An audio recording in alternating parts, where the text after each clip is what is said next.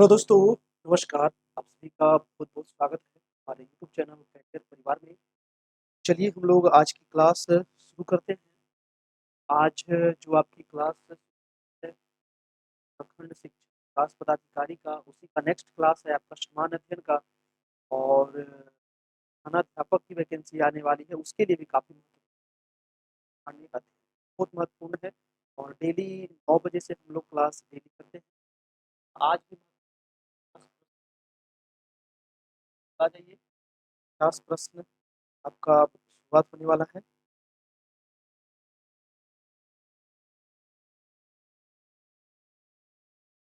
एक मिनट रुक जाइएगा।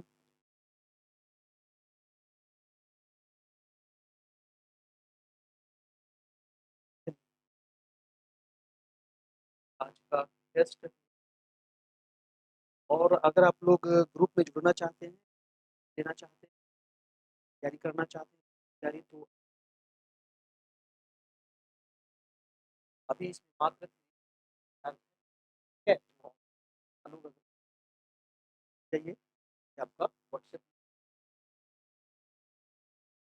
फ़ोन पे, गूगल पे भी है। यहाँ से आप पेमेंट आप ठीक है। चलिए दोस्तों, आज की क्लास हम लोग शुरू करते हैं।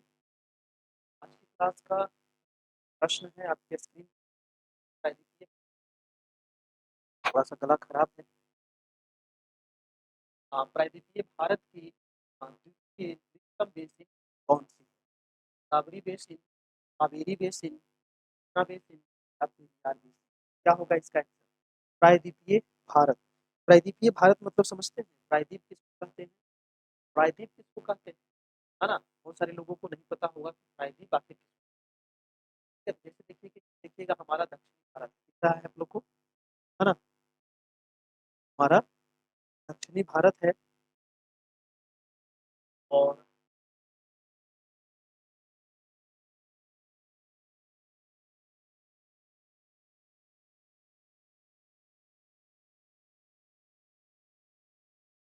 प्रायद्वीपीय भारत, तो ये दक्षिण भारत जो हमारा है, इसी को प्रायद्वीपीय भारत कहते हैं। प्रायद्वीप का मतलब होता है 3 तरफ से जल, है ना? इधर भी जल है, आपका अरब सागर, इधर है बंगाल की खाड़ी और नीचे है आपका हिंद महासागर। तो 3 तरफ से जल से घिरे हुए क्षेत्र को क्या कहते हैं?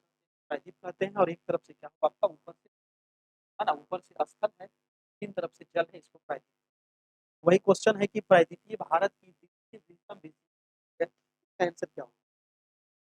द्वितीय पूछ रहा है, पहला नहीं पूछ रहा है, द्वितीय पूछ रहा है ना? पहला अगर पूछता हो दोस्तों तो हो जाता गोदावरी बेसिन।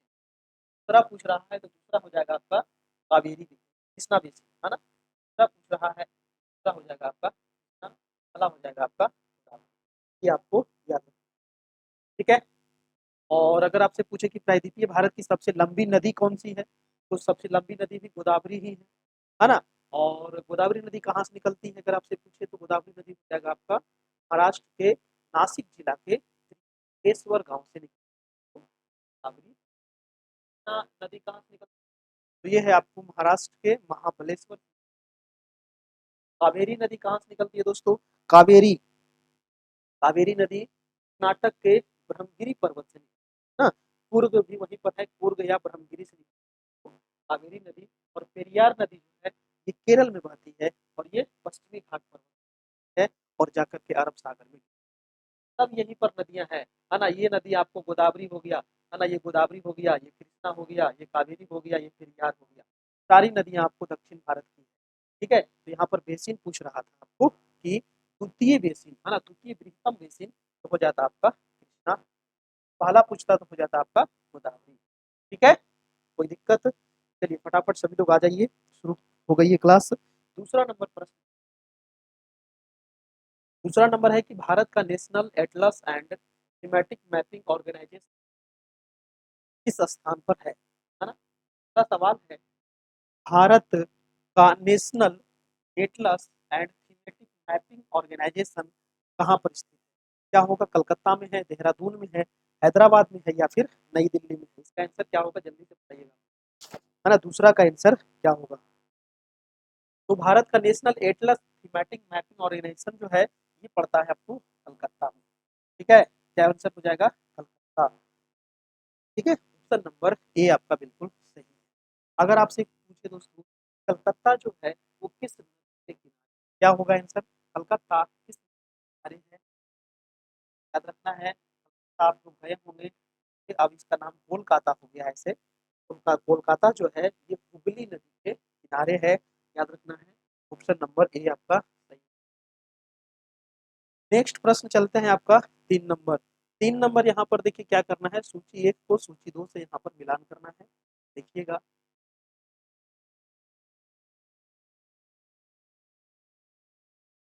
ठीक है, 3 नंबर में क्वेश्चन में क्या है, पानी दिया गया है, फसल दिया गया है, यानी कि ये जो बीमारी है ये किस फसल में होता है, 3 का आंसर क्या होगा, है ना। तो पहला है आपका ब्लैक रस्ट। ब्लैक रस्ट जो बीमारी होता है दोस्तों, ये होता है, क्या याद रखना है आपको, ये मिलान करना है। ब्लैक रस्ट जो होता है ये होता है, और स्लेम रॉट जो है, स्लेम रॉट किसमें होता है, ये चावल में होता है। ठीक है, ब्लैक रस्ट गेहूं, स्लेम रॉट चावल, और आपका व्हाइट व्हाइट रस्ट हो जाएगा आपका सरसों। व्हाइट रस्ट होता है सरसों में, और अर्ली ब्लाइट जो होता है ये होता है। कुछ बीमारियां जो है ये आपको पूछा जाता है ये किस फसल में होता है, ठीक है, तो ये फसल आपको नोट करना है, बहुत ही महत्वपूर्ण है। अगला प्रश्न है, और देखिए अगर आपसे पूछे कि गेहूं जो है ये कैसी फसलें हैं, गेहूं आपको रबी फसल है, पता है ना, क्या सरसों, क्या आलू हो गए सब। चावल कौन से, चावल हो जाएगा आपको, है ना। कल जबरदस्त आंधी तूफान आया था देखिए। ठीक है, चलिए अगला प्रश्न देखते हैं, इसको उस हिसाब से आप मिला लीजिए। नेक्स्ट प्रश्न है आपको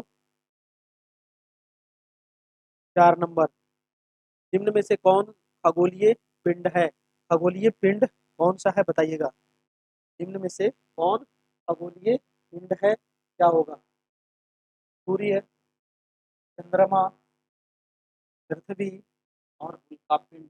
खगोलीय पिंड कौन सा है, देखिए खगोलीय पिंड ये सारे चीजें जो चंद्रमा है, पृथ्वी का पिंड, है ना, ग्रह ग्रह सूर्य तारा चंद्रमा, ये सभी क्या है, ये सभी खगोलीय पिंड, सारे चीज क्या है, खगोलीय है। तो आपका सब भी पर ठीक हो जाएगा।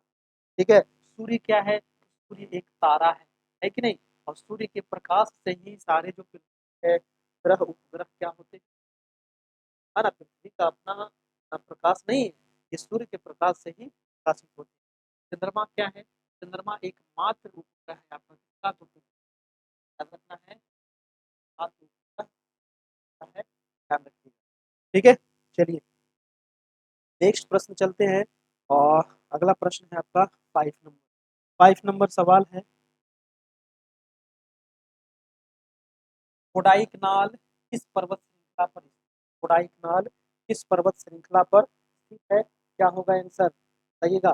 कोडाईकनाल कहाँ है, पालनी, नीलगिरी, अरावली से कोडाईकनाल किस पर्वत श्रृंखला पर स्थित है। आप लोग अपना अपना कमेंट करते चलिएगा, वीडियो को लाइक कर दीजिएगा थोड़ा सा, तो इसका आंसर हो जाएगा पालनी। ठीक है, पालनी पर्वत श्रृंखला पर है कोडाईकनाल।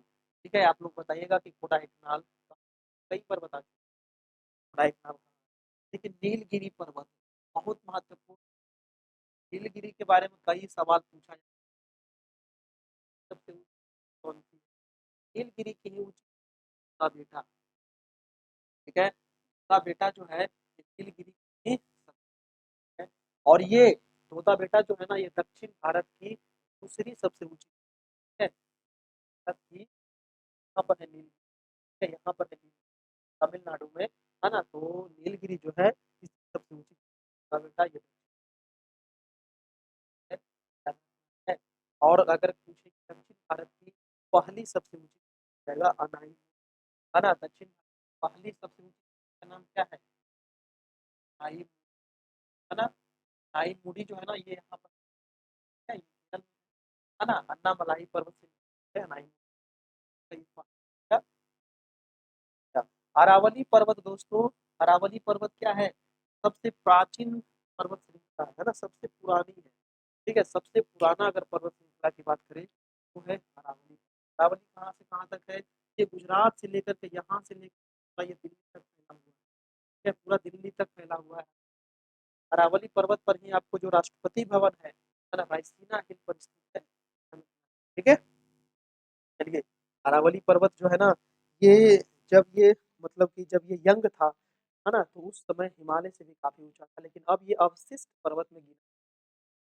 इतनी ज्यादा अपरदन की वजह से क्या हो गया है, अवशिष्ट हो गया है बहुत। अगर क्वेश्चन पूछा जाता है कई बार कि सबसे प्राचीन पर्वत कौन सी है ना, सबसे पुरानी पर्वत श्रृंखला, तो अरावली हो जाए। नेक्स्ट प्रश्न है आपका 6 नंबर कि क्षेत्रफल के अनुसार भारत का विश्व में कौन सा स्थान है। क्षेत्रफल में पूछ रहा है दोस्तों, क्षेत्रफल के अनुसार भारत में कौन सा स्थान है। बहुत ही आसान सवाल है। ठीक है, ऑप्शन है आपको तीसरा, पांचवा, सातवां या आठवां। बताइए क्षेत्रफल में कौन नंबर पर है। ठीक है, क्षेत्रफल में भारत जो है वो है 7वें नंबर पर। ठीक है, क्षेत्रफल में 7वें। पहला पर कौन है, तो पहला पर है भाई साहब आपका रूस। ठीक है, पहला पर है रूस और दूसरा पर है आपको कनाडा। दूसरा पर है आपका कनाडा, तीसरा पर हो जाएगा आपका अमेरिका। ठीक है, उसके बाद है चीन। ठीक है, उसके बाद है ब्राजील। उसके बाद है ऑस्ट्रेलिया। उसके बाद है भारत। ये 7 नंबर आप ध्यान रखिएगा, भारत 7वें नंबर पर है आपको क्षेत्रफल में। अगर जनसंख्या में कहे तो जनसंख्या में कितने नंबर पर है। जनसंख्या में तो खैर अब 1 नंबर पे आ गया है ना। जनसंख्या में तो भारत 1 नंबर पर है ना। यहाँ पर जनसंख्या बहुत ज्यादा है। चलिए नेक्स्ट प्रश्न चलते हैं। नेक्स्ट प्रश्न है आपका 7 नंबर। देखिएगा 7 नंबर सवाल। 7 नंबर प्रश्न कह रहा है, तो कहा जाता है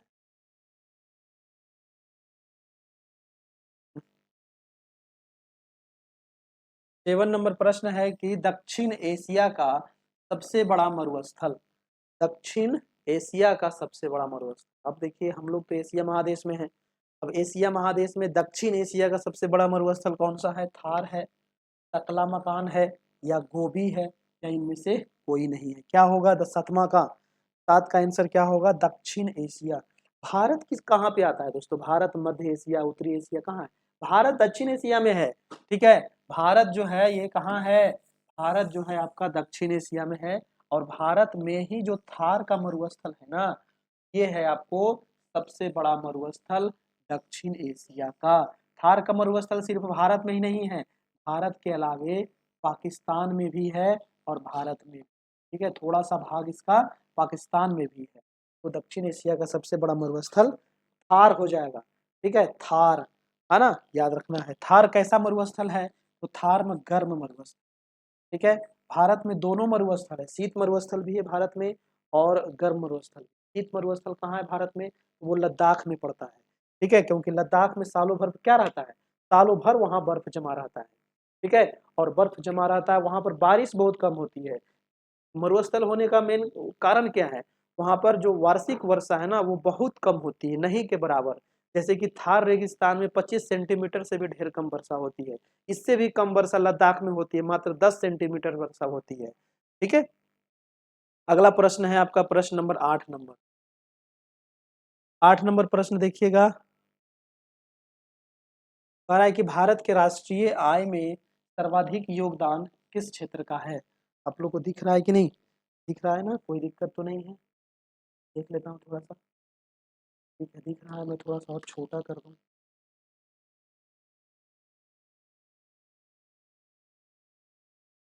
चलिए दिख रहा है। भारत के राष्ट्रीय आय में सर्वाधिक योगदान किस क्षेत्र का है, प्राथमिक, तृतीयक, द्वितीयक या इनमें से कोई नहीं। क्या होगा, है ना, सबसे अधिक योगदान किस क्षेत्र का है, तो क्या होगा दोस्तों, भारत के राष्ट्रीय आय में। बहुत बढ़िया प्रश्न है। प्राथमिक क्षेत्र क्या होता है, द्वितीयक क्या होता है, तृतीयक क्या होता है। तो सबसे ज्यादा योगदान जो है वो तृतीयक क्षेत्र का ही है राष्ट्रीय आय में। तृतीयक क्षेत्र में क्या आता है, सेवा क्षेत्र। ठीक है, तृतीयक में क्या आता है, सेवा। जैसे कि हम सेवा दे रहे हैं, है कि नहीं। प्राथमिक क्या आ जाएगा, प्राथमिक में कृषि आ जाएगा, वानिकी आ जाएगा, यानी कि वानिकी भी प्राथमिक में ही आता है, मत्स्य, ये सब सब प्राथमिक में आता है। ठीक है, याद रखिएगा। और द्वितीयक में क्या आ जाएगा दोस्तों, द्वितीयक में हो जाएगा उद्योग, है ना, जो कल कारखाने हैं, उद्योग जो है वो आ जाएगा आपका द्वितीयक क्षेत्र में। याद रखना है, प्राथमिक द्वितीयक तृतीयक, सबसे अधिक योगदान होता है तृतीयक क्षेत्र का। अगला,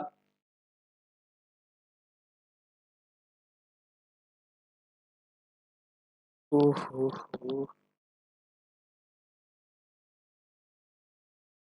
चलिए ठीक है।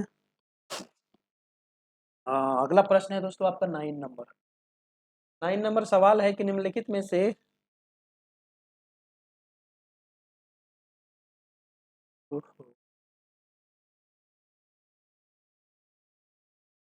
9 नंबर प्रश्न है कि निम्नलिखित में से किसने राज्य को एक आवश्यक बुराई माना है ना, किसने राज्य को एक आवश्यक बुराई माना है, बताइएगा। Jeremy Bentham, Thomas Paine, James Mill या जे एस मिल, क्या होगा 9 का।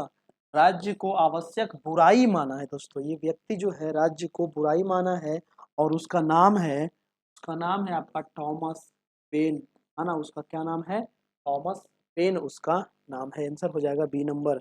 चलिए अगला प्रश्न है, प्रश्न नंबर आपका देखिएगा 10 नंबर। और जो लोग जुड़ना चाहते हैं ग्रुप में जल्दी से जुड़ जाइए। अगला प्रश्न है 10 नंबर। 10 नंबर सवाल है कि ब्याज की वह दर जिस पर बैंक अपने पसंदीदा ग्राहकों को ऋण देता है उसको क्या कहते हैं, बताइए उसको क्या कहते हैं दोस्तों। ब्याज की वह दर, है ना, ब्याज की वह दर जिस पर बैंक अपने पसंदीदा ग्राहकों को ऋण देती है।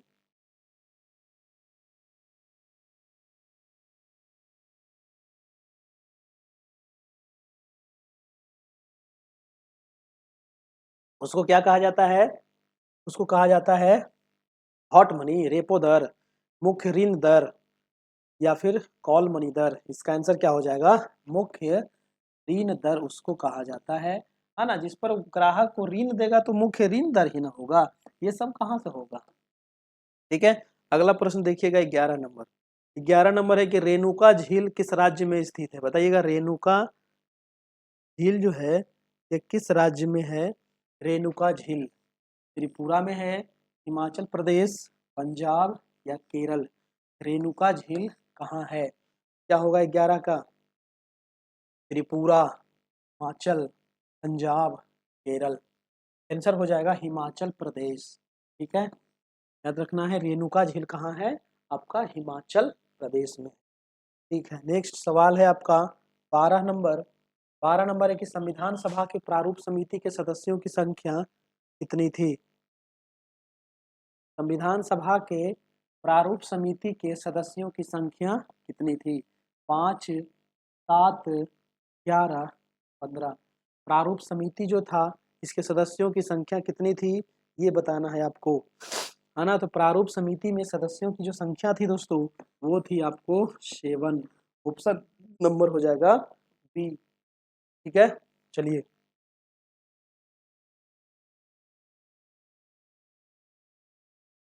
अगला प्रश्न है आपका 13 नंबर।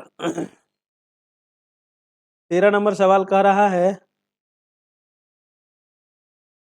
कि निम्नलिखित में से कौन समवर्ती सूची का विषय है ना। सूची, सूची का वर्णन तो आपको पता होगा, डेली में बता रहा हूँ। 7वीं अनुसूची में वर्णन किया गया है ना। संघ सूची, राज्य सूची, समवर्ती सूची को 7वीं अनुसूची में तीनों सूचियां हैं। ठीक है, संघ सूची, राज्य सूची, समवर्ती सूची।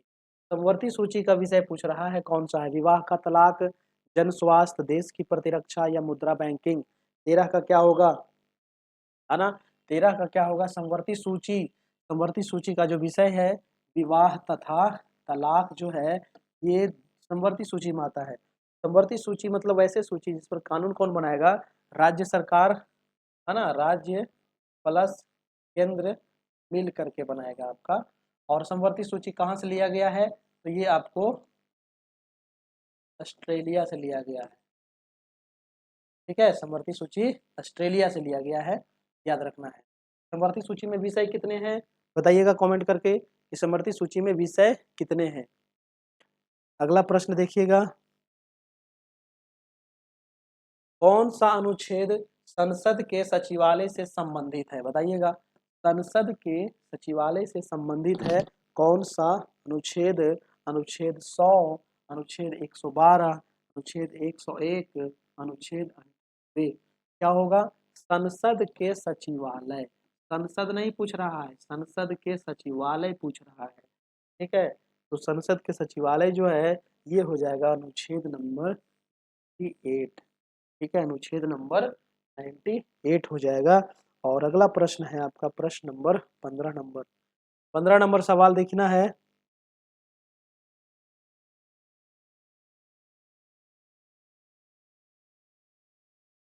15 नंबर कह रहा है कि निम्नलिखित में से कौन सा कथन सत्य नहीं है ना? कौन सा कथन सत्य नहीं है? 3 प्रधानमंत्रियों की मृत्यु उनकी पदावधि के दौरान हुई, है ना? कौन सा सत्य नहीं है? प्रथम उप प्रधानमंत्री सरदार वल्लभ भाई पटेल थे। सबसे अधिक उम्र के प्रधानमंत्री लाल बहादुर शास्त्री बने। सभी सत्य है। बताइएगा कौन सा इसमें सत्य नहीं है ना? यहाँ भी नहीं पूछ रहा है। तो 3 प्रधानमंत्री की जो मृत्यु हुई थी उनकी पदावधि के दौरान ही हुई थी, ये बात आपको सही है। प्रथम उप प्रधानमंत्री आपको पता होगा कि सरदार वल्लभ भाई पटेल ही थे, और सबसे अधिक उम्र के जो प्रधानमंत्री थे वो लाल बहादुर शास्त्री ही थे। तो यहाँ पर तीनों सही है, ऑप्शन हो जाएगा डी नंबर। ठीक है, ऑप्शन हो जाएगा डी नंबर। अगला प्रश्न है आपका 16 नंबर।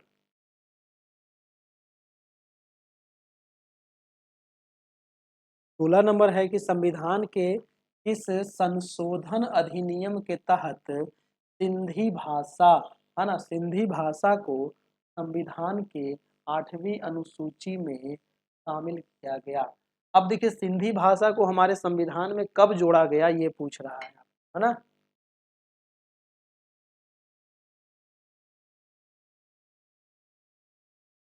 क्या होगा? सिंधी भाषा को कब जोड़ा गया था? देखिए भारत में जब संविधान बना था तो उस समय संविधान में टोटल जो भाषा था दोस्तों 8वीं अनुसूची में, ये टोटल 14 भाषा था। ठीक है, वर्तमान में कितना भाषा है? वर्तमान में आपका 22 भाषा है। ठीक है, सबसे पहले जो जोड़ा गया था भाषा को वो सिंधी भाषा ही जोड़ा गया था सबसे पहले। ठीक है, सबसे पहले जो जुड़ा था वो आपको सिंधी भाषा जुड़ा था। अब सबसे पहले जब सिंधी भाषा जुड़ा था तो ये संशोधन हुआ होगा संविधान में, तो संविधान में हुआ था 21वां संशोधन। ठीक है, 21वां संशोधन हुआ था 1969 में, और इसी में जोड़ा गया था सिंधी भाषा। ठीक है, वर्तमान में जो है 22 भाषा है, याद रखना। ठीक है, वर्तमान में 22 भाषा। आंसर नंबर हो जाएगा बी नंबर। अगला प्रश्न देखिएगा, प्रश्न नंबर है 17 नंबर। 17 नंबर सवाल कह रहा है, और वीडियो को सभी लोग लाइक जरूर कर दीजिएगा जितने लोग देख रहे हैं। प्रश्न है कि राज्यसभा के सभापति एवं उपसभापति से संबंधित अनुच्छेद आपको बताना है। राज्यसभा के सभापति और उपसभापति अनुच्छेद कितने में है? 74, 79, 80, 82। 74 में तो नहीं होगा, 74 में क्या है? 74 में आपका है मंत्रिपरिषद। 79 में क्या है? संसद। 80 में लोकसभा। 81 में राज्यसभा। यहाँ पर देखिए सभापति और उपसभापति पूछ रहा है, अनुच्छेद हो जाएगा 89। ठीक है, अनुच्छेद क्या हो जाएगा? 89। राज्यसभा में जो सदस्य होते हैं उनकी उम्र कितनी होती है? राज्यसभा के जो सदस्य होते हैं कि न्यूनतम उम्र कितनी होनी चाहिए? 30 वर्ष होनी। ठीक है, अगर वो विधानसभा, है ना, राज्यसभा तो हो गया, अगर वो विधानसभा के सदस्य हैं तो उम्र कितनी होनी चाहिए? 25 साल। ठीक है, विधानसभा 25 साल। अगर विधान परिषद के सदस्य हैं, है ना, विधान परिषद के सदस्य हैं तो उनकी उम्र कितनी होनी चाहिए? विधान परिषद में 30 साल। ठीक है, अगर वो लोकसभा के सदस्य हैं, ठीक है, लोकसभा के सदस्य हैं तो उनकी उम्र 25। याद रखिएगा। ठीक है, अगला प्रश्न चलते हैं 18 नंबर। 18 नंबर सवाल है कि निम्न में से किस राज्य की विधानसभा चुनाव में पहली बार इलेक्ट्रॉनिक वोटिंग मशीन का प्रयोग किया गया था? बढ़िया प्रश्न है ना। पहली बार कह रहा है दोस्तों कि किस विधानसभा चुनाव में सबसे पहली बार इलेक्ट्रॉनिक ईवीएम का प्रयोग हुआ था, है ना। तो ईवीएम का प्रयोग सबसे पहले जो हुआ था वो करने वाला आपका सबसे जो आपका शिक्षा में सबसे आगे राज्य कौन सा है ना। सबसे शिक्षित राज्य आपको पता है कि हमारा केरल है ना। 100%, अब तो यहाँ पर 100% आपको शिक्षा हो गया है ना। जब 2011 में जनगणना हुआ था तो यहाँ 94% था आपका, ठीक है। 11 के बाद अभी कितना साल हो गया, 14 साल हो गया है ना। यहाँ 100% शिक्षा व्यवस्था हो गया होगा। तो ये केरल ही है जहाँ सबसे पहले ईवीएम का प्रयोग, ठीक है, सबसे पहले ईवीएम इलेक्ट्रॉनिक वोटिंग मशीन का प्रयोग हुआ था। इसका फुल फॉर्म भी याद रखना है। अगला प्रश्न है आपको 19 नंबर। 19 नंबर प्रश्न देखिएगा। 19 नंबर है कि विधान परिषद, देखिए अभी मैंने क्वेश्चन बताया था ना, विधान परिषद के सदस्यों की संख्या, अच्छा ये संख्या पूछ रहा है कम से कम कितनी होनी चाहिए विधान परिषद। देखिए विधानसभा तो प्रत्येक राज्य में है, लेकिन कुछ कुछ राज्य हैं जहाँ विधान परिषद भी है ना। कुछ कुछ राज्य जैसे बिहार है, आपका यूपी है, आपका आपका महाराष्ट्र है ना, कर्नाटक है, ठीक है। तो कुछ कुछ राज्य में आपका विधान परिषद भी है। तो विधान परिषद जो है ना, इसकी सदस्यों की संख्या कितनी होनी चाहिए? 30, 40, 50, 60। तो विधान परिषद के सदस्यों की संख्या होनी चाहिए 40, ठीक है। कितनी होनी चाहिए? कम से कम कह रहा है, कम से कम 40 होनी चाहिए। बिहार विधानसभा में सदस्यों की संख्या कितनी है? बिहार विधानसभा में सदस्यों की संख्या 75 है ना। और कम से कम कितना होना चाहिए? तो 40 होना चाहिए, याद रखना है, ठीक है। चलिए अगला प्रश्न है, ये नंबर दिया गया है व्हाट्सएप, ताकि आप जुड़ सके और यहाँ से सारे पीडीएफ नोट्स मिल सके। अगला प्रश्न है 20 नंबर, इसमें मात्र अभी 399 का चार्ज है, उसके बाद ही आपको मिलेगा। नोटिफिकेशन आएगा तो ये चार्ज आपका बढ़ जाएगा। इस मुगल सम्राट का 2 बार अभिषेक हुआ, अभिषेक करवाया था वो 2 बार, है ना। जो अभिषेक होता है ना, राज्य अभिषेक, वो 2 बार हुआ था। जहांगीर, औरंगजेब, शाहजहां, हुमायूं, क्या होगा? तो वो था आपका दोस्तों औरंगजेब। कौन था? वो था औरंगजेब, जो 2 बार राज्याभिषेक करवाया था। नेक्स्ट प्रश्न है आपका 21 नंबर। यहाँ पर सूची 1 को सूची 2 से मिलान करना है, मिलाइए। एक साइड दिया गया है आपको अकबर, मोहम्मद बिन तुगलक, इल्तुतमिश, शेरशाह, सड़क, ये आजम, चहलगानी, अमीर, आईने दशाला, प्रतीक मुद्रा। तो किसके शासनकाल में क्या हुआ था भाई, बताइएगा। ये किसका क्या होगा, है ना। ये किसका क्या होगा? अकबर जो थे, आईने दहसाल, और मोहम्मद बिन तुगलक हो जाएगा, प्रतीक मुद्रा, इल्तुतमिश का मिल जाएगा चहलगानी, ठीक है। और शेरशाह हो जाएगा आपका सड़क आजम। ये मिला लीजिएगा यहाँ से, ठीक है। अकबर महोदय हो गया आईने दहशाला, और मोहम्मद बिन तुगलक प्रतीक मुद्रा चलाया गया था।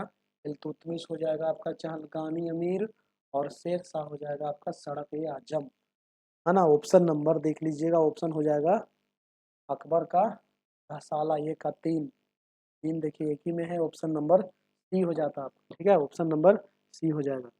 नेक्स्ट है आपका 22 नंबर।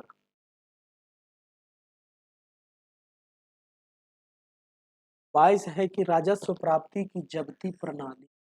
यहाँ बहुत बढ़िया प्रश्न है। जब्ती प्रणाली जो है ना, जब्ती प्रणाली किसके शासन काल में प्रचलित थी? ये जब्ती प्रणाली के बारे में पूछता है, किसके शासन काल में प्रचलित थी? अकबर है, औरंगजेब है, बाबर है, शेरशाह है।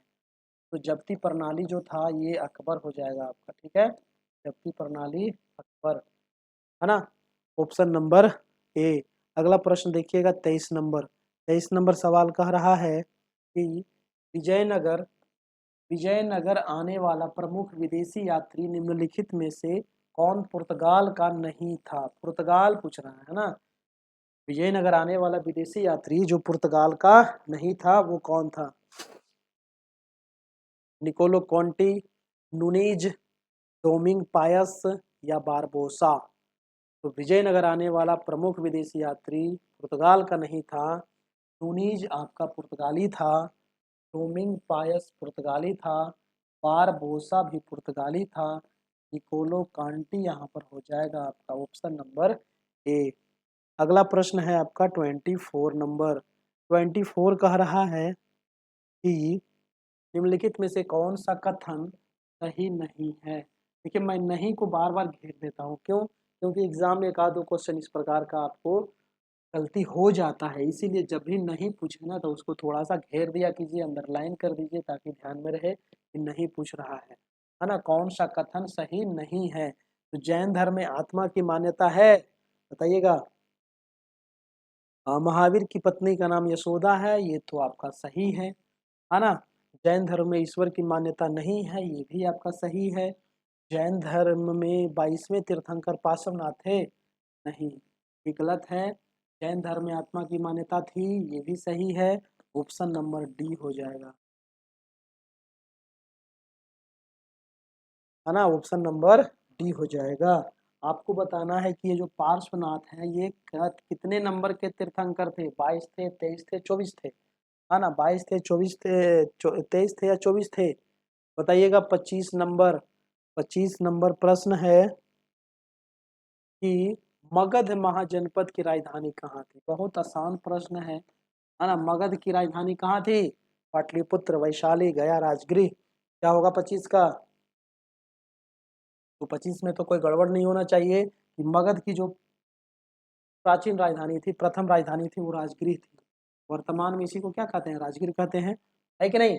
बाद में इसको फिर पाटलिपुत्र भी राजधानी बनाया गया था, है ना, लेकिन पहले राजगृह था आपका।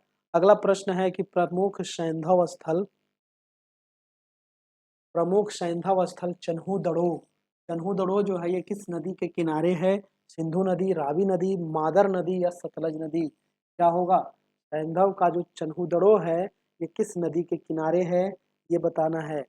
चन्हू दड़ो जो है सिंधु सैंधव का, ये सिंधु नदी के किनारे है चन्हू दड़ो।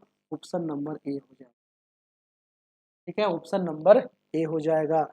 और रावी, सतलज ये सब किसकी सहायक है? ये सब सिंधु की सहायक है। सिंधु की 5 सहायक नदियां हैं, है ना। सिंधु की 5 सहायक नदी है झेलम, चेनाब, रावी, है, ब्यास और ये सतलज। तो 5 सहायक नदी है सिंधु की, क्रम से याद रखना है। अगला है 27 नंबर। 27 है कि ऋग्वेद के परिच्छेदों में प्रयुक्त आघन्य शब्द निम्नलिखित में से किसके लिए प्रयोग किया गया है ना। आघन्य जो शब्द है ऋग्वेद में, है ना, जो सबसे प्राचीन वेद है हमारा ऋग्वेद, ठीक है, उसमें आघन्य शब्द का जो प्रयोग हुआ है वो किसके लिए हुआ है? शेर के लिए, बकरी के लिए, गाय के लिए, कुत्ता के लिए? 27 का क्या होगा? 27 का क्या होगा? तो आघन्य जो शब्द का प्रयोग हुआ है ये गाय के लिए हुआ है। ऑप्शन नंबर हो जाएगा सी, ठीक है, ऑप्शन नंबर हो जाएगा सी नंबर। अगला प्रश्न चलते हैं 28 नंबर।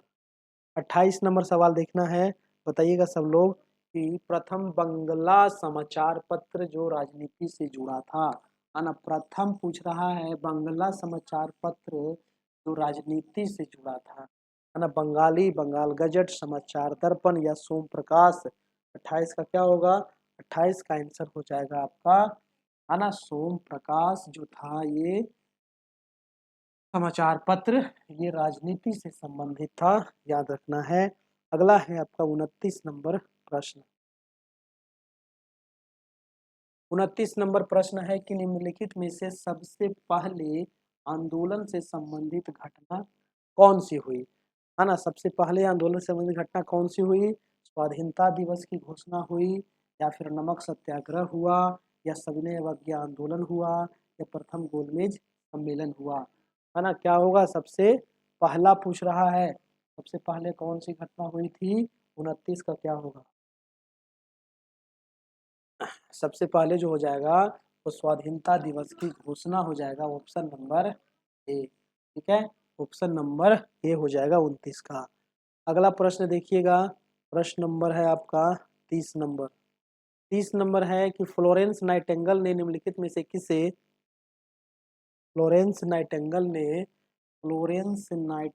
ने किसे भारत उद्धारक की संज्ञा दी थी?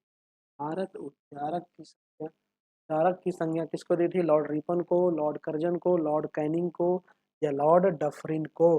क्या होगा आपका 30 का आंसर? जल्दी बताइएगा 30 का आंसर क्या होगा? तो फ्लोरेंस नाइटिंगेल ने भारत उद्धारक की जो संज्ञा दी थी वो लॉर्ड रिपन महोदय को दिया गया था। ठीक है, लॉर्ड रिपन को दिया गया था। नेक्स्ट सवाल है आपका 31 नंबर। 31 नंबर देखिएगा सवाल। 31 नंबर कह रहा है कि कौन सा जो उपकरण है, कौन सा वो उपकरण है जो ध्वनि ऊर्जा को विद्युत ऊर्जा में रूपांतरित करता है? माइक्रोफोन, लाउड स्पीकर, डायनेमो या विद्युत मोटर? 31 का क्या होगा, है ना? वो कौन सा उपकरण है जो ध्वनि ऊर्जा को विद्युत ऊर्जा में रूपांतरित करता है? तो उसको कहते हैं माइक्रोफोन। क्या कहते हैं? माइक्रोफोन जो होता है ये ध्वनि ऊर्जा को विद्युत में रूपांतरित करता है। ठीक है, चलिए अगला प्रश्न देखते हैं कि घरेलू विद्युत तार मूलतः किस श्रेणी में जुड़े होते हैं? बहुत ही बढ़िया प्रश्न है। जो आपका घर में जो विद्युत तार का जो हम लोग उपयोग करते हैं, है ना, वायरिंग में, वो किस श्रेणी में जुड़ा रहता है? श्रेणी क्रम, समांतर क्रम, ये भी दोनों या प्रत्येक कमरे के अंदर श्रेणी तथा अन्य समांतर क्रम? क्या होगा आपका 32 का? 32 का आंसर क्या हो जाएगा? 32 का हो जाएगा आपको समांतर क्रम, ऑप्शन नंबर बी। ठीक है, 32 का बी नंबर। नेक्स्ट है आपका 33 नंबर। 33 नंबर देखिएगा प्रश्न कह रहा है कि फोटोग्राफी में, जी हाँ, फोटोग्राफी में कौन सा अम्ल का प्रयोग किया जाता है? फोटोग्राफी में कौन सा अम्ल? ऑक्जेलिक अम्ल, फॉर्मिक अम्ल, एसिटिक अम्ल या सैट्रिक अम्ल? 33 का क्या होगा? फोटोग्राफी में कौन सा अम्ल प्रयोग होता है? तो वो होता है आपका ऑक्जेलिक अम्ल। ठीक है, ऑप्शन नंबर ए आपका सही है। अगला है 34 नंबर के निम्न तापी इंजनों का अनुप्रयोग निम्नलिखित में से किसमें किया जाता है? तापी इंजनों का अनुप्रयोग जो होता है वो किसमें होता है? रॉकेट में, परमाणु भट्ठी में, तुषार मुक्त प्रशीतक में या अतिचालकता विषयक अनुसंधानों में? क्या होगा दोस्तों 34 का? तो तापी इंजनों का प्रयोग में होता है तो वो हो जाएगा रॉकेट में किया जाता है, ऑप्शन नंबर ए हो जाएगा। नेक्स्ट प्रश्न है 35 नंबर। 35 नंबर सवाल है कि क्रिस्टल की संरचना जानने के लिए इसको प्रयोग में लाया जाता है ना? क्रिस्टल की संरचना जानने के लिए इसको प्रयोग में लाते हैं? एक्स किरण, दृक्स किरण, यूवी किरण या गामा किरण? 35 का क्या होगा?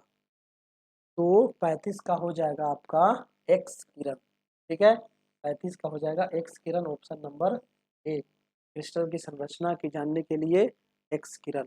नेक्स्ट है आपको 36 नंबर।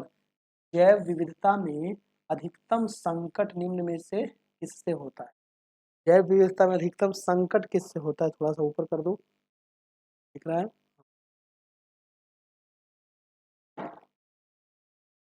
चलिए इसका आंसर क्या होगा 36 का? जैव विविधता में अधिकतम संकट में होता है प्राकृतिक निवास एवं वनस्पतियों के विनाश से, अनुपयुक्त कृषि क्रियाओं से, जलवायु परिवर्तन से, जल प्रदूषण से। 36 का क्या होगा? 36 का हो जाएगा प्राकृतिक निवास एवं वनस्पतियों के नाश से, ऑप्शन नंबर ए। ठीक है, चलिए अगला है कि विद्युत घंटी में कौन सा सेल प्रयोग किया जाता है? बताइए, बढ़िया प्रश्न है। विद्युत घंटी में, विद्युत घंटी में, है ना, कौन सा सेल प्रयोग होता है? ठीक है, वोल्टीय सेल, लेक्लांसे सेल, हेनियल सेल या शुष्क सेल? 37 का क्या होगा? तो 37 का क्या होगा? वोल्टीय सेल, तो लेक्लांसे सेल का प्रयोग होता है, ऑप्शन नंबर बी हो जाएगा विद्युत घंटी में। अगला है 38 नंबर के निम्नलिखित में से कौन समांग मिश्रण, समांग मिश्रण का उदाहरण नहीं है? समांग मिश्रण का उदाहरण नहीं है। चीनी का जलीय विलयन, हवा, कुहासा सभी समांग मिश्रण है। 38 का क्या होगा? बताइएगा, समांग मिश्रण का उदाहरण नहीं है। तो चीनी का जलीय विलयन ये मिश्रण है, हवा भी मिश्रण है, कुहासा आंसर हो जाएगा आपका ऑप्शन नंबर सी, है ना। 38 का हो जाएगा आपका सी नंबर। ठीक है, कुहासा जो है ये समांग मिश्रण का उदाहरण नहीं है। नेक्स्ट प्रश्न है आपका 39 नंबर। 39 नंबर प्रश्न है कि किसी परमाणु के नाभिक की त्रिज्या लगभग कितनी होती है। बहुत बढ़िया प्रश्न है, बताइएगा कि परमाणु के नाभिक की त्रिज्या लगभग कितना होता है। 10 के पावर -6, 10 के पावर -10, 10 12 -15, क्या होगा 39 का। 39 का हो जाएगा आपका ऑप्शन नंबर 10 के पावर -15 मीटर। अगला है कि शरीर में रक्त के थक्के का पता लगाने के लिए निम्न में से किस समस्थानिक का प्रयोग करते हैं। रक्त के थक्के का पता लगाने के लिए दोस्तों किस समस्थानिक का प्रयोग करते हैं, बताइएगा। बढ़िया प्रश्न है, आंसर क्या होगा। Na24, CO60, AS74, P32, क्या होगा 40 का। Na24, ऑप्शन नंबर ए, क्या ऑप्शन नंबर ए। अगला प्रश्न देखिएगा 41।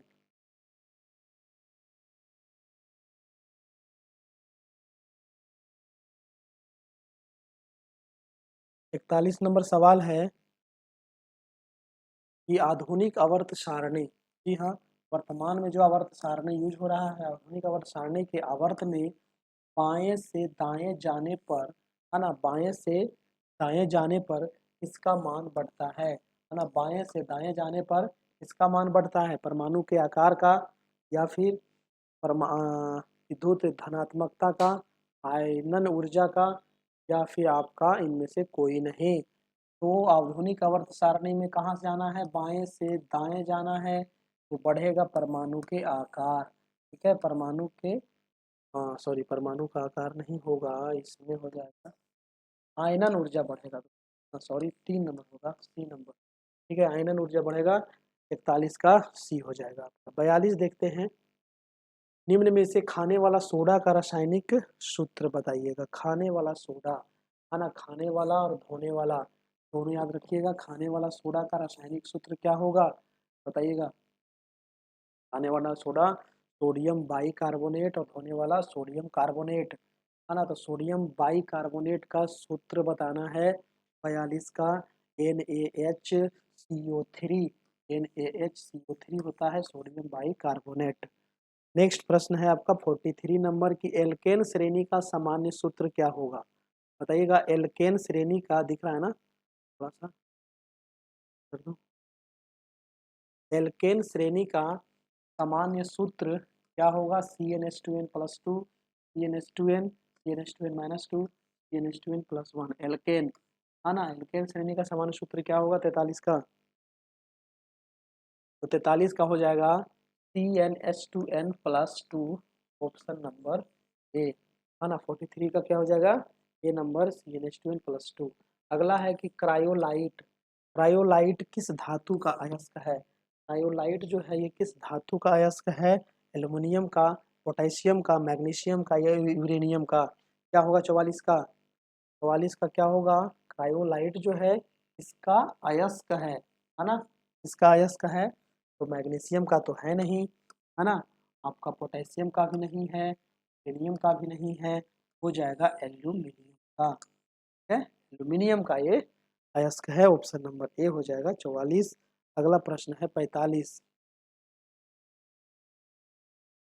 45 नंबर देखना है, प्रश्न कह रहा है कि निम्नलिखित में से किसे कोशिका के अणुओं का आयातत प्रबंधक कहा जाता है। आयात आया यायात सॉरी यातायात प्रबंधक कहा जाता है ना। इसे कोशिका के अणुओं का यातायात प्रबंधक कहा जाता है, राइबोसोम को, माइटोकॉन्ड्रिया को, गोल्गी काय को या लाइसोसोम को। 45 का क्या होगा, बताइएगा। यातायात प्रबंधक किसको कहते हैं, तो वो हो जाएगा लाइसोसोम, ऑप्शन नंबर डी, है ना, लाइसोसोम। अगला प्रश्न 46 है कि निम्नलिखित में से कौन सा कथन RNA के संबंध में सही है ना, RNA के संबंध में सही है। तो इसमें थोड़ा सा ऊपर कर दूं, दिख रहा है, ठीक है। अब देखिएगा, इसमें राइबोज राइबोज नामक शर्करा होती है, या फिर इसमें बेस थाइमिन की जगह यूरिल आ जाता है, या यह केंद्रक एवं कोशिका द्रव्य दोनों में पाया जाता है। यह सभी सत्य है। 42 का क्या होगा? 42 का क्या होगा? तो आरएनए के बारे में ना ये सारी बातें सही है। ऑप्शन हो जाएगा डी नंबर, ठीक है, डी नंबर आपका। नेक्स्ट है आपका 47 नंबर। 47 नंबर सवाल है कि चुकंदर, जी हाँ चुकंदर देखे होंगे ना, चुकंदर का कौन सा वर्णी लवक पाया जाता है? चुकंदर में कौन सा वर्णी लवक पाया जाता है? लाइकोपेन, कैरोटीन, विटामिन, या इनमें से कोई नहीं? 47 का क्या होगा? 47 का हो जाएगा आपका, चुकंदर में लाइकोपेन नहीं होता है, इन भी नहीं होता है, विटामिन हो जाएगा ऑप्शन नंबर सी, विटामिन। अगला प्रश्न है 48 नंबर। निम्नलिखित में से किसमें असूत्री विभाजन होता है? असूत्री विभाजन किसमें होता है बताइएगा? जीवाणु में, नील हरित शैवाल में, अमीबा में, या इनमें से सभी में? क्या होगा इसमें दोस्तों? असूत्री विभाजन होता है। 48 का क्या होगा बताइए? तो असूत्री विभाजन नील हरित शैवाल में भी होता है, जीवाणु में भी होता है, अमीबा में भी होता है। ठीक, आंसर हो जाएगा पर, ठीक है, आंसर क्या हो जाएगा? डी नंबर, है ना। वीडियो को सभी लोग लाइक कर दीजिएगा, और जो नंबर दिया गया है आप व्हाट्सएप में जुड़ जाइएगा, वहाँ पर सारे मटेरियल आपको वहाँ पर मिलते रहेगा, ठीक है। चैनल को सब्सक्राइब सभी लोग कर लीजिएगा जितने लोग सब्सक्राइब नहीं किए हैं, ताकि 9 बजे से डेली आपको नोटिफिकेशन मिल जाएगा। 9 बजे से आपकी डेली टेस्ट होती है, ठीक है, 9 PM से डेली टेस्ट चलती है आपकी। सब्सक्राइब करने के बाद ही आपको नोटिफिकेशन मिल पाएगा। फ्लाई एश प्रदूषण निम्न में से किस में होता है? बताइए, फ्लाई एश जो प्रदूषण होता है ये किस में होता है?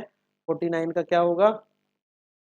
तेल शोधन में, उर्वरक उद्योग में, खनन में, ताप विद्युत संयंत्र से। फ्लाई एश जो होता है प्रदूषण, ये ताप विद्युत संयंत्र से होता है। ऑप्शन नंबर डी हो जाएगा। और अंतिम प्रश्न है ना, अंतिम के बाद भी कुछ महत्वपूर्ण प्रश्न है, उसको भी आप देखिएगा, है ना, तो भी आप जरूर देखिएगा। चेरनोबिल दुर्घटना, है ना, बहुत बढ़िया है चेरनोबिल दुर्घटना, ये कई बार एग्जाम में पूछा है ना। एक तो पूछेगा कहाँ हुआ था, है ना, किससे संबंधित है, ये पूछ दिया इसमें, ठीक है। चेरनोबिल भूकंप से है, बाढ़ से है, नाभिकीय दुर्घटना से है, आपको महामारी से है। तो चेरनोबिल में क्या हुआ था दोस्तों? चेरनोबिल में हुआ था आपका, ना भूकंप हुआ था, ना बाढ़ आया था, यहाँ पर नाभिकीय दुर्घटना हुआ था आपका, ठीक है। ऑप्शन नंबर हो जाएगा, ठीक ना, ऑप्शन हो जाएगा सी। चलिए, 50 प्रश्न हम लोग देख लिए हैं। कुछ महत्वपूर्ण यहाँ पर देखिए, मराठा साम्राज्य के बारे में कुछ महत्वपूर्ण बातें यहाँ पर है, इसको भी आप लोग जरूर से जरूर देखिए। 5 मिनट और लगेगा, है ना। जैसे कि मराठा जो साम्राज्य है, मराठा साम्राज्य के संस्थापक शिवाजी, याद रखना है। औरंगजेब ने शिवाजी को सजा की उपाधि दी थी, सॉरी राजा की उपाधि दी थी, सजा नहीं, वेरी इंपॉर्टेंट है ना। औरंगजेब ने शिवाजी को राजा की उपाधि दिया था, ठीक है। चलिए, अगला है कि शिवाजी ने 1656 में रायगढ़ को अपनी राजधानी बनाया था ना। ये राजधानी भी पूछता है, शिवाजी ने अपनी राजधानी कहाँ बनाया था? तो रायगढ़ में। कब बनाया था? 1656 में। अगला पॉइंट है कि शिवाजी एवं जय सिंह के मध्य पुरंदर की संधि 1665 में हुई थी, है ना। शिवाजी और जय सिंह के बीच, कई बार पूछता है कि पुरंदर की संधि कब हुई थी, किसके बीच हुई थी? तो 1665 में शिवाजी और जय सिंह के बीच में हुई थी पुरंदर की संधि। 1674 में शिवाजी का राज्याभिषेक हुआ था। तो शिवाजी का राज्याभिषेक कब हुआ था? तो हुआ था कहाँ गया? 1674। शिवाजी के मंत्रिमंडल को अष्ट प्रधान, बहुत इंपॉर्टेंट है ना। शिवाजी का जो मंत्रिमंडल था उसको अष्ट प्रधान कहा जाता था, याद रखिएगा। शिवाजी की मृत्यु कब हुई थी? तो 1680 में हुई थी शिवाजी की मृत्यु, ठीक है। अगला पॉइंट है कि भारतीय भगवत गीता का पॉइंट है कि भगवत गीता का भावार्थ दीपिका नामक टीका लिखा ईश्वर ने। नेक्स्ट है कि रामायण पर भावार्थ रामायण टीका किसने लिखा, तो एकनाथ ने। शिवाजी का उत्तराधिकारी कौन हुआ, तो संभाजी, ये भी काफी इंपॉर्टेंट है। शिवाजी का उत्तराधिकारी संभाजी। दिल्ली पर आक्रमण करने वाला प्रथम पेशवा कौन था, तो बाजीराव प्रथम, याद रखना है। अंतिम मराठा पेशवा कौन था, तो बाजीराव द्वितीय, बहुत बार एग्जाम में आया। अंतिम मराठा पेशवा बाजीराव द्वितीय। कुछ यहाँ पर देखिए युद्ध दिया गया है, वो युद्ध किसके किसके बीच हुआ था और वो युद्ध कब हुआ था, याद रखिएगा। जैसे खेड़ा का युद्ध 1707 में हुआ था, पाल खेड़ा का युद्ध 1728 में हुआ। खेड़ा का युद्ध जो हुआ था ये साहू और ताराबाई के मध्य हुआ था, और पाल खेड़ा का युद्ध बाजीराव प्रथम और निजामुल मुल्क के बीच में हुआ था। और कुछ मराठा युद्ध जो है, आंग्ल मराठा युद्ध, ये तीनों आपको पूछा जाता है एग्जाम में, तीनों एक जगह दे दिया गया है, बहुत ही महत्वपूर्ण है ना। जैसे प्रथम आंग्ल मराठा, द्वितीय आंग्ल मराठा, तृतीय आंग्ल मराठा। प्रथम हुआ था 1775 से 82, द्वितीय हुआ था 1803 से 5 में, और तृतीय हुआ था 1817 से 19 में। ठीक है, तो प्रथम जो हुआ था ये इसमें प्रथम आंग्ल मराठा सालबाई की संधि, फिर देवगांव की संधि और पेशवा पद की समाप्ति हुआ था तीसरे आंग्ल मराठा युद्ध में। नेक्स्ट देखिएगा, मोडी लिपि का प्रयोग भी, है ना, मराठों के द्वारा किया गया था। किस लिपि का प्रयोग, तो मोडी लिपि। पानीपत का तीसरा युद्ध, ये भी कई बार पूछता है, पहला दूसरा तीसरा 3 युद्ध हुआ था, है ना, 1526, 1556 और 1761 में। तो 1761 में हुआ था मराठा के समय में तीसरा युद्ध, मराठा तथा अहमद शाह अब्दाली के बीच में ये हुआ था तीसरा युद्ध। नेक्स्ट है कि मुगल साम्राज्य में चौथ एवं सरदेशमुखी क्या था, तो चौथ एक करों का क्या था, प्रकार था। चौथ और सरदेशमुखी क्या था, कर था, यानी टैक्स लिया जाता था। आगे है कि मराठों के नियंत्रण वाले क्षेत्र को क्या कहते थे, है ना, जो मराठा के नियंत्रण में होता था उसको कहता था स्वराज्य, है ना, उसको स्वराज्य कहा जाता था। ठीक है, आगे देखते हैं, मराठा साम्राज्य में पेशवा पद क्या था, है ना, मराठा साम्राज्य में जो पेशवा पद होता था इसी को क्या कहते थे, प्रधानमंत्री कहते थे। तो पेशवा पद था वो किसका पद था, प्रधानमंत्री का था। नेक्स्ट है कि मराठा साम्राज्य में विदेश मंत्री को क्या कहते थे, है ना, तो विदेश मंत्री को सुमंत कहा जाता था। फिल्म देखे होंगे तो विदेश, उसमें जो सुमंत होता है वो विदेश मंत्री होता है। ठीक है, स्वतंत्र राज्य और उसके संस्थापक भी यहाँ पर कुछ दिया गया है। जैसे अवध, तो अवध जो स्वतंत्र राज्य है, बंगाल स्वतंत्र राज्य था, कर्नाटक स्वतंत्र राज्य था, हैदराबाद आपका स्वतंत्र राज्य था, भरतपुर स्वतंत्र राज्य था। इसके संस्थापक कौन कौन थे ये दिया गया है, यहाँ से आप इसको जरूर से जरूर ध्यान रखना। जैसे कि अवध का सआदत खां था, बंगाल का मुर्शिद कुली खां, है ना, कर्नाटक का सातुद्दौला खां, और हैदराबाद का इनकिलिज खां, और निजामुल मुल्क और भरतपुर का चिरामन एवं बदन सिंह। तो कुछ स्वतंत्र राज्य दिया गया है, उसके संस्थापक दिए गए हैं, ये भी यहाँ से देख लेना है। चलिए, तो ये रहा आज का महत्वपूर्ण क्लास। कैसा लगा आप लोग को बताइएगा, इसका आंसर दिया गया है। और आज का क्लास कैसा लगा बताना है कमेंट करके। इसमें कुछ अगर बदलाव चाहते हैं तो वो भी आप बता सकते हैं। बीपीएससी हेडमास्टर और बीईओ, देखिए बीईओ को ही अब ब्लॉक एजुकेशन डेवलपमेंट ऑफिसर इसका नाम दे दिया गया है ना, प्रखंड शिक्षा विकास पदाधिकारी, अब ये विकास में आ गया है। ठीक है, 9 बजे से डेली आपके टेस्ट होती है, ध्यान रखना है 9 बजे से। चैनल को सब्सक्राइब कर लीजिएगा ताकि 9 बजे से आपको डेली नोटिफिकेशन मिल जाए। और पीडीएफ नोट्स जो भी मिलेगा वो आपको ग्रुप में ही मिलेगा। ठीक है, व्हाट्सएप ग्रुप में ही मिलेगा आपको, तो वहाँ आप सभी लोग जुड़ जाइएगा। ये नंबर दिया गया है, 2 नंबर आपको दिया गया है। ठीक है, 2 नंबर दिया गया है, दोनों आप नोट कर सकते हैं। ठीक है, 9341550523 और एक है 7857824310। ये दोनों में से किसी पर भी आप 399 का ही पेमेंट करना होगा, उसके बाद ही आपको जोड़ा जाएगा ग्रुप में। ठीक है, बहुत सारे लोग मैसेज करते हैं, तो पेमेंट कीजिए, उसके बाद स्क्रीनशॉट लेकर के इस नंबर पर भेजिए, इस नंबर पर भेजना है ना, ये आपको व्हाट्सएप है। ठीक है, चलिए दोस्तों, तो आज का टेस्ट इतना ही, फिर हम लोग कल मिलेंगे एक नए टेस्ट के साथ। और नोटिफिकेशन भी बहुत जल्द आपको देखने को मिल जाएगा। बहुत सारे शिक्षक लोग हड़बड़ाए हुए हैं कि हमको फॉर्म भरने को नहीं मिलेगा, टेंशन नहीं लीजिए, आप लोग के लिए भी उपाय हो रहा है। ठीक है, तो जो टीचर हैं उनको भी फॉर्म भरने के लिए दिया जाएगा, ठीक है, चाहे आपकी उम्र कितनी भी हो गई, है ना। तो ये रहा आज का क्लास। जाते जाते कमेंट करते जाना है आपको वीडियो कैसा लगा। थैंक यू, धन्यवाद।